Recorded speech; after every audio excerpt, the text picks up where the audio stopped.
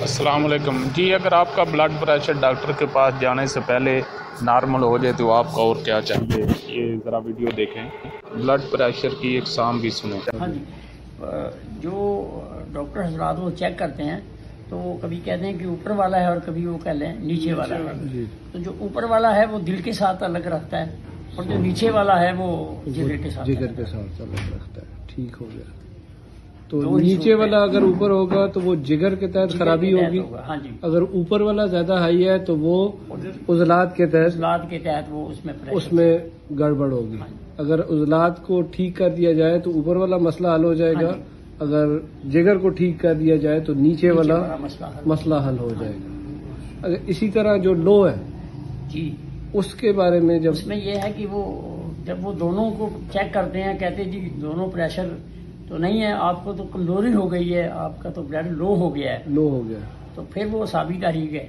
اس کو کس تحت کے تحت اس کی کیور کا طب میں کیا، یعنی ان کے جو چیک کرنے کا انداز ہے وہ یہی کہیں گے کہ بھی آپ کا تو بلڈ پریشر بہت لو ہو گیا ہے، ٹھیک ہو گیا جی، بس وہ یہی لفظ استعمال کریں گے۔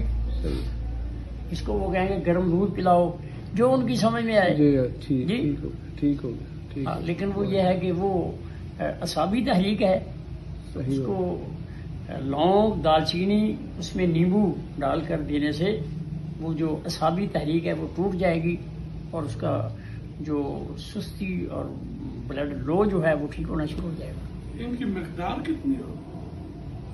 دیکھیں وہ مقدار جو ہے جی، ایک آدمی بوڑھا ہے، ایک آدمی جوان ہے، ایک آدمی بچہ ہے، تو اس کے کیونکہ یہ کوئی ایسی چیزیں نہیں ہیں جو کہ نقصان دہ ثابت ہوں۔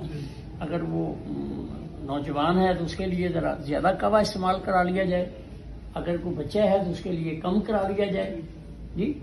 مثلا ایک انگلی کے برابر دال چینی ہو اور 4-5 لونگ ہوں، اس کا قہوہ بنا لیا جائے اور جب وہ قہوہ تیار ہو جائے تو اس کے اندر تھوڑا سا نیمبو نچوڑ لیا جائے۔ اب آپ نے اگر وہ نوجوان ہے تو اس کو آپ 2 گھونٹ بھی دے سکتے ہیں، آدھے گھنٹے بعد دے سکتے ہیں، 20 منٹ دے سکتے ہیں، جلدی 2 گھونٹ سے زیادہ نہیں؟ ہاں، بس اتنا سا دیں گے تو بار بار دیں گے نا، ٹھیک، تھوڑے وقفے سے ٹھیک، انشاءاللہ وہ جو بھی عارضہ ہے اس کا وہ ختم ہو جائے گا۔ ختم ہو گیا۔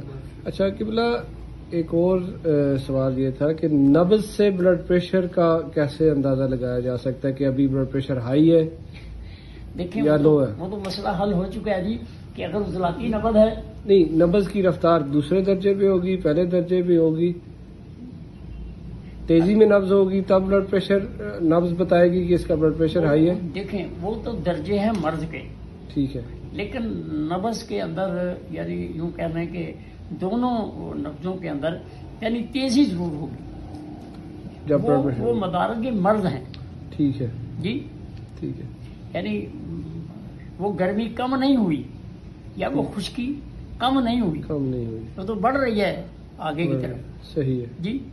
تو جب بھی بلڈ پریشر کا مسئلہ ہوگا تو نبض میں تیزی لازمی ہوگی، ہاں، نبض یعنی اپنی رینج سے زیادہ ہوگی، بس تیزی ہے اس میں، ٹھیک ہو۔ اگر ایک نوجوان آدمی ہے اس کی نبض عضلاتی ہوتی ہے یعنی خشک گرم ہے، اب اس کی نبض اپنی رینج سے نکلی ہے تو اب وہ غدد کی طرف ہی جائے گی نا جی، بے شک، جی، بے شک، تو وہاں اس کا پریشر جو ہے وہ بڑھنا شروع ہو گیا، تو یہ عضلاتی کے تحت ہے، بے شک۔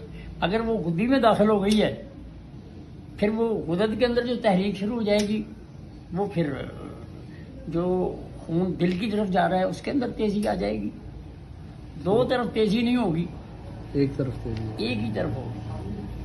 ٹھیک ہے، ماشاء اللہ جی، جزاک اللہ۔ اور اصل جو طب میں سکھانا چاہتا ہوں، آپ کو بتانا چاہتا ہوں، اس کے تو صرف 6 ہی سبق ہیں۔